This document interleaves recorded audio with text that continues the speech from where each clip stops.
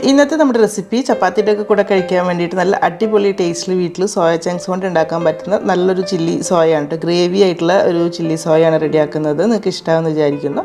അപ്പോൾ വീഡിയോ കണ്ടിട്ട് ഇഷ്ടമാവുകയാണെങ്കിൽ ഒന്ന് ലൈക്ക് ചെയ്യാനും ഷെയർ ചെയ്ത് സപ്പോർട്ട് ചെയ്യാനും കൂടെ മറക്കരുത്.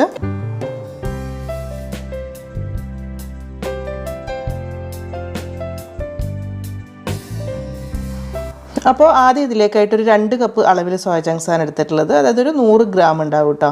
ഇത് നമുക്ക് ആദ്യം നല്ല ചൂടുവെള്ളം ഒഴിച്ചിട്ട് കുറച്ച് സമയം ഒന്ന് കുതിർക്കാനായിട്ട് മാറ്റി വെക്കണം. ഒരു 20 മിനിറ്റൊക്കെ വെക്കുമ്പോഴേക്കന്നെ കറക്റ്റായി കിട്ടിക്കോളും. 20 to 30 മിനിറ്റ് വരെ മാറ്റി വെക്കാം. അത് കഴിഞ്ഞിട്ട് ഈ ഒരു വെള്ളം കളയുക. എന്നിട്ട് ഇത് 2-3 തവണ നന്നായിട്ട് പച്ചവെള്ളത്തിലൊന്ന് കഴുകിയെടുത്തതിന് ശേഷം ഇതിലുള്ള ഒരു വെള്ളമൊക്കെ ഇതുപോലെ നന്നായിട്ടൊന്ന് പിഴിഞ്ഞ് കളയണം. അതുപോലെ മുഴുവനായിട്ട് ഇതുപോലെ റെഡിയാക്കി എടുത്തിട്ടുണ്ട്.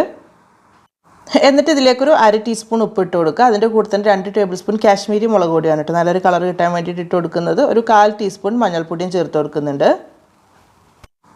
പിന്നെ ഒരു 1/2 ടീസ്പൂൺ കുരുമുളക് പൊടി. അതിൻ്റെ കൂടെ തന്നെ അധികം പുളിയില്ലാത്ത ഒരു 2 ടേബിൾ സ്പൂൺ തൈര് ഒഴിച്ച് കൊടുക്കാം. ഇനി ഒരു 1/2 ടീസ്പൂൺ വിനാഗിരി ഒഴിച്ച് കൊടുക്കുക. എന്നിട്ട് ഇതെല്ലാം കൂടി ചേർത്ത് നന്നായിട്ടൊന്ന് മിക്സ് ആക്കി എടുക്കുക. സമയം ഉണ്ടെങ്കിൽ ഒരു 10-15 മിനിറ്റ് ഇങ്ങനെ ആക്കിയിട്ട് റെസ്റ്റ് ചെയ്യാൻ വേണ്ടി വെക്കുക. അല്ലെങ്കിലും കുഴപ്പമൊന്നുമില്ല കേട്ടോ. എന്നിട്ട് ലാസ്റ്റ് ഫ്രൈ ചെയ്യാൻ നേരത്ത് കുറച്ച് കാര്യങ്ങളും കൂടി ചേർക്കാനുണ്ട്. ആദ്യം ഒരു 1.5 ടേബിൾ സ്പൂൺ കോൺഫ്ലോർ ഇട്ട് കൊടുക്കുക. അതിൻ്റെ കൂടെ തന്നെ 2 ടേബിൾ സ്പൂൺ അളവിൽ മൈദയും ചേർത്ത് കൊടുക്കുന്നുണ്ട്. ഒരു 3 to 3.5 ടേബിൾ സ്പൂൺ അരിപ്പൊടി, നമ്മൾ പത്തിരിക്കൊക്കെ എടുക്കുന്ന വറുത്ത പത്തിരിപ്പൊടി ചേർത്ത് കൊടുക്കുക. അപ്പം ഈ പൊടികൾ എന്തായാലും ചേർക്കണം കേട്ടോ. എന്നാലാണ് നല്ല ഉഷാറായിട്ട് നമ്മൾ വിചാരിച്ച പോലെ ഫ്രൈ ആയി കിട്ടുള്ളൂ. ഇതുപോലെ നന്നായിട്ടൊന്ന് മിക്സ് ആക്കി എടുക്കുക. വേണമെങ്കിൽ ഒരു ടേബിൾ സ്പൂൺ വെള്ളം ചേർത്ത് കൊടുത്താൽ മതി. വേണ്ടി വരില്ല, കാരണം തൈരിൻ്റെ നനവ് ഉണ്ടാവുമല്ലോ. ഇനി ഇത് റെസ്റ്റ് ചെയ്യാൻ വേണ്ടി വെക്കുകയൊന്നും വേണ്ട. നല്ല ചൂടുള്ള എണ്ണയിലിട്ടിട്ട് ഫ്രൈ ചെയ്തെടുക്കാം. ഫ്രൈ ചെയ്യുന്ന സമയത്ത് ഒരു മീഡിയം ടു ഹൈ ഫ്ലെയിമിൽ തന്നെ വെച്ചിട്ട് ചെയ്താൽ മതിയാകും. ചെറിയ തീയിൽ വെക്കേണ്ട ആവശ്യമൊന്നുമില്ല. ഇടയ്ക്ക് ഇങ്ങനെ തിരിച്ചു മറിച്ചൊക്കെ ഇട്ട് കൊടുക്കുക. എല്ലാ ഭാഗവും നന്നായിട്ട് ഫ്രൈ ആവുന്ന സമയത്ത് നമുക്ക് എണ്ണയിൽ നിന്ന് മാറ്റിയെടുക്കാം. അപ്പോൾ 2 ബാച്ച് ഇതുപോലെ ഫ്രൈ ചെയ്യാനുണ്ടാവും. ബാക്കിയുള്ളതും ഇതുപോലെ തന്നെ ചെയ്തെടുത്താൽ മതി. അങ്ങനെ ഇത് റെഡിയാക്കിയിട്ട് ഒരു സൈഡിലേക്ക് മാറ്റി വെക്കാം. ശരിക്കും ഇത് വെറുതെ ഇങ്ങനെ എടുത്ത് കഴിക്കാൻ തന്നെ നല്ല ടേസ്റ്റ് ആയിരിക്കും കേട്ടോ. ആ ഒരു പൊടികളൊക്കെ കോട്ടിംഗ് ആയിട്ട് വന്നിട്ടുള്ളത് കൊണ്ട് തന്നെ നല്ല അടിപൊളിയായിരിക്കും. ഇനി ഒരു പാനിലേക്ക് നമ്മളിപ്പോൾ ഫ്രൈ ചെയ്ത ഓയിലിൽ നിന്ന് ഒരു 3-4 ടേബിൾ സ്പൂൺ ഓയിൽ ഒഴിച്ച് കൊടുക്കുക. ഇതിലേക്കൊരു 3-4 അല്ലി വെളുത്തുള്ളി ഇതുപോലെ നല്ല ചെറുതായിട്ട് ചോപ്പ് ചെയ്തിട്ട് ഇട്ട് കൊടുക്കുന്നുണ്ട്. അതിൻ്റെ കൂടെ തന്നെ ഒരു ഇത്തിരി ഇഞ്ചിയും അതുപോലെ തന്നെ ഒരു 2-3 പച്ചമുളക്. ഇഞ്ചി വെളുത്തുള്ളിയുടെ അത്രയ്ക്ക് വേണ്ടി വരില്ല കേട്ടോ. ഈ ഒരു രീതിയിൽ മതിയാകും. ഇതൊന്ന് വഴറ്റിയതിന് ശേഷം മീഡിയം സൈസിൽ വരുന്ന ഒരു സവാള ഇതുപോലെ നല്ല ചെറുതായിട്ട് ചോപ്പ് ചെയ്തിട്ട് കൊടുക്കുന്നുണ്ട്. അതിൻ്റെ കൂടെ തന്നെ ഒരു 2-3 ടേബിൾ സ്പൂൺ ക്യാരറ്റ് ഇതുപോലെ നല്ല ചെറുതായിട്ട് മുറിച്ചിട്ട് ഇട്ട് കൊടുക്കുക.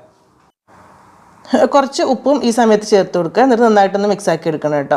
അപ്പോൾ ചെറുതായിട്ടൊന്ന് വഴന്ന് വരുമ്പോൾ തന്നെ ഒരു 1/4 കപ്പ് ക്യാപ്സിക്കം ഇതുപോലെ ചെറുതായിട്ട് മുറിച്ചെടുത്തിട്ട് അതോടെ ചേർത്ത് കൊടുത്തിട്ട് വേണം വഴറ്റിയെടുക്കാൻ വേണ്ടിയിട്ട്. ഇത്രയും ഐറ്റംസ് അത്യാവശ്യം നിങ്ങൾ വഴന്നോട്ടെ. ഈ സമയത്ത് നമുക്ക് ഇതിലേക്കുള്ള സോസുകളൊന്ന് മിക്സ് ആക്കി വെക്കാം. ഒരു 3 table spoon tomato ketchup, 1 table spoon chilli sauce എടുത്തിട്ടുണ്ട്. പിന്നെ ഏകദേശം ഒരു 3/4 ടേബിൾ സ്പൂൺ സോയ സോസും ചേർത്ത് കൊടുക്കുക. 1/2 ടീസ്പൂൺ വിനാഗിരി. ടേസ്റ്റ് ബാലൻസിന് വേണ്ടിയിട്ട് 1/2 ടീസ്പൂൺ ഉപ്പ് ചേർത്ത് കൊടുക്കുന്നുണ്ട്. പിന്നെ ഒരു 3-4 ടേബിൾ സ്പൂൺ വെള്ളവും കൂടെ ചേർത്തിട്ട് വേണം മിക്സ് ആക്കി വെക്കാനായിട്ട്. അല്ലെങ്കിൽ നമ്മൾ സോസ് ഒഴിക്കുന്ന സമയത്ത് പെട്ടെന്ന് കരിഞ്ഞു പോകുന്ന ഒരു പ്രശ്നം ഇല്ലാതിരിക്കാൻ വേണ്ടിയിട്ടാണ് ഇങ്ങനെ ചെയ്യുന്നത്. ഇത് ഇതുപോലെ മിക്സ് ആക്കിയിട്ട് സൈഡിലേക്ക് വെക്കാം. അതുപോലെ തന്നെ ഒരു 1.5 ടേബിൾ സ്പൂൺ കോൺഫ്ലോർ എടുത്തിട്ട് ഒരു 1/2 കപ്പ് വെള്ളവും കൂടെ ഒഴിച്ചിട്ട് അതും ഇതുപോലെ തന്നെ നല്ലോണം മിക്സ് ആക്കി എടുത്തിട്ട് മാറ്റി വെക്കാം. ഇപ്പോൾ ഇത് ആ ഒരു സവാളയും ക്യാപ്സിക്കൊക്കെ ചെറുതായിട്ടൊന്ന് വഴന്ന് വന്നിട്ടുണ്ട്. ഈ സമയത്ത് ഇതിലേക്ക് കുറച്ച് സ്പ്രിംഗ് ഓനിയൻ വൈറ്റും ഗ്രീനും കൂടെ ഒന്ന് മുറിച്ചെടുത്തിട്ടുണ്ട്. അത് ചേർത്ത് കൊടുക്കുക. അതുപോലെ തന്നെ ഒരു ചെറിയൊരു സവാള എടുത്തിട്ട് ഇതുപോലെ ഒന്ന് മുറിച്ചെടുക്കുക. സ്ക്വയറായിട്ട് മുറിച്ചെടുത്തിട്ട് ഇങ്ങനെ അടർത്തി എടുത്തിട്ടുള്ളത് ഇതുപോലത്തെ വലിയ പീസായിട്ട് കിട്ടാൻ. അപ്പോൾ അത് ഇതിലേക്ക് ചേർത്ത് കൊടുക്കാം. പിന്നെ കുറച്ച് ക്യാപ്സിക്കോ കുറച്ച് വലിയ പീസായിട്ട് മുറിച്ചെടുത്തിട്ടുണ്ട്. ഒരു 1/4 കപ്പൊക്കെ മതിയാകും. നമ്മൾ ഓൾറെഡി ചെറുത് കുറച്ച് ചേർത്ത്, പക്ഷേ ഇതിങ്ങനെ വലുത് ഇങ്ങനെ കടിക്കാൻ കിട്ടാൻ വേണ്ടിയിട്ടാണ്. അപ്പോൾ അതുകൊണ്ട് തന്നെ ഇത് ഒരുപാട് വഴറ്റി ഉടയ്ക്കൊന്നും വേണ്ട. ഒന്നങ്ങ് ചൂടാക്കി എടുത്താൽ മതി.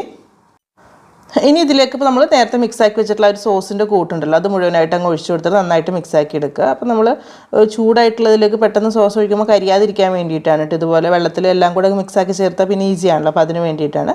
അപ്പോൾ അത് നന്നായിട്ടൊന്ന് ചൂടായി വരുന്ന സമയത്ത് ആദ്യം മിക്സ് ആക്കി വെച്ചിട്ടുള്ള ഒരു കോൺഫ്ലോറിൻ്റെ കൂട്ടുണ്ടല്ലോ, അതും ഒഴിച്ചു കൊടുക്കുക. എന്നിട്ട് എല്ലാം കൂടെ നന്നായിട്ട് മിക്സ് ആക്കി എടുക്കണം.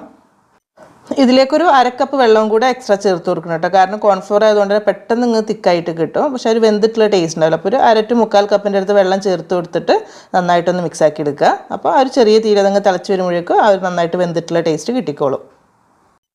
ഉപ്പ് നോക്കിയിട്ട് കുറവാണെങ്കിൽ ഈ സമയത്ത് ഇട്ട് കൊടുക്കുക. അതുപോലെ തന്നെ ഇങ്ങനെ തിളച്ച് വരുന്ന സമയത്ത് ഇതിലേക്കൊരു 1 ടീസ്പൂണിൻ്റെ അടുത്ത് കുരുമുളക് പൊടി, എരിവ് നോക്കിയിട്ട് അങ്ങോട്ടോ മാറ്റം വരുത്തുക. കുരുമുളക് പൊടി ഈ ഒരു സമയത്ത് ഇട്ടാൽ മതി. അപ്പോൾ നല്ല ടേസ്റ്റ് ആയിരിക്കും. ഇപ്പോൾ ഇത് അത്യാവശ്യമൊക്കെ ഒന്ന് തിളച്ചിട്ട് ഇതുപോലെ ചെറുതായിട്ട് കുറുകിയിട്ടുണ്ട്. അപ്പോൾ ഒരുപാട് ഇങ്ങനെ വറ്റിച്ചെടുക്കേണ്ട ആവശ്യമില്ല, കാരണം നമുക്ക് ചെറിയൊരു ഗ്രേവിയോട് കൂടിയിട്ടല്ലേ വേണ്ടത്. അപ്പോൾ ആ സമയത്ത് നമ്മൾ ഫ്രൈ ചെയ്ത് മാറ്റി വെച്ചിട്ടുള്ള സോയ മുഴുവനായിട്ട് ഇതിലേക്ക് ഇട്ടിട്ട് നന്നായിട്ട് അങ്ങ് മിക്സ് ആക്കി എടുക്കുക. അപ്പോൾ ഇനിയും കുറേ സമയം മിക്സ് ആക്കണ്ട കേട്ടോ, പെട്ടെന്ന് ആ ചൂടിലങ്ങ് തിക്കായി പോകും. ഈ രീതിയിലാകുമ്പോൾ തന്നെ നമുക്ക് ഗ്യാസ് ഓഫ് ചെയ്യാം. ലാസ്റ്റ് കുറച്ച് സ്പ്രിംഗ് ഓനിയൻ ഇതുപോലെ ചെറുതായിട്ട് മുറിച്ചും കൂടി ഇട്ട് കൊടുത്താൽ പരിപാടി കഴിഞ്ഞു. ഈ ഒരു നല്ല ചൂടോട് കൂടി തന്നെ ഇങ്ങനെ ഓരോ പീസ് എടുത്ത് കഴിക്കുന്ന സമയത്ത് നല്ല അടിപൊളി ടേസ്റ്റ് തന്നെയാണ് കേട്ടോ. സോയ ചങ്ക്സ് വെച്ചിട്ട് ഉണ്ടാക്കാൻ പറ്റുന്ന ഒരു ബെസ്റ്റ് റെസിപ്പി തന്നെയാണ് ഇത്. നമുക്ക് ചപ്പാത്തിയുടെ ഒക്കെ കൂടെ അല്ലെങ്കിൽ വെറുതെ ഇങ്ങനെ എടുത്ത് കഴിക്കാൻ വേണ്ടിയിട്ടൊക്കെ ഉണ്ടാക്കാൻ പറ്റുന്ന നല്ലൊരു ഐറ്റമാണ് കേട്ടോ. തണുത്ത് കഴിഞ്ഞാൽ അത്രയ്ക്ക് നന്നാവില്ല. അപ്പം ഈ ഒരു ചൂടോട് കൂടി തന്നെ കഴിക്കാനായിട്ട് നോക്കുക. ഇപ്പോൾ വീഡിയോ കണ്ടുകൊണ്ടിരിക്കുന്ന സമയത്ത് നിങ്ങൾക്ക് ഇഷ്ടപ്പെട്ടിട്ടുണ്ടെങ്കിൽ നമ്മുടെ വീഡിയോ ഇപ്പോൾ തന്നെ ഒന്ന് ലൈക്ക് ചെയ്യാനും ഷെയർ ചെയ്ത് സപ്പോർട്ട് ചെയ്യാനും മറക്കരുത് കേട്ടോ. പിന്നെ ചെയ്ത് നോക്കുന്നുണ്ടെങ്കിൽ ഫീഡ്ബാക്ക് അറിയിക്കാനും. അപ്പോൾ ഇനി എന്തായാലും എന്നത്തെയും പോലെ തന്നെ നല്ല നല്ല റെസിപ്പീസായിട്ട് നമുക്കിനി പുതിയ വീഡിയോയിൽ കാണാം. താങ്ക്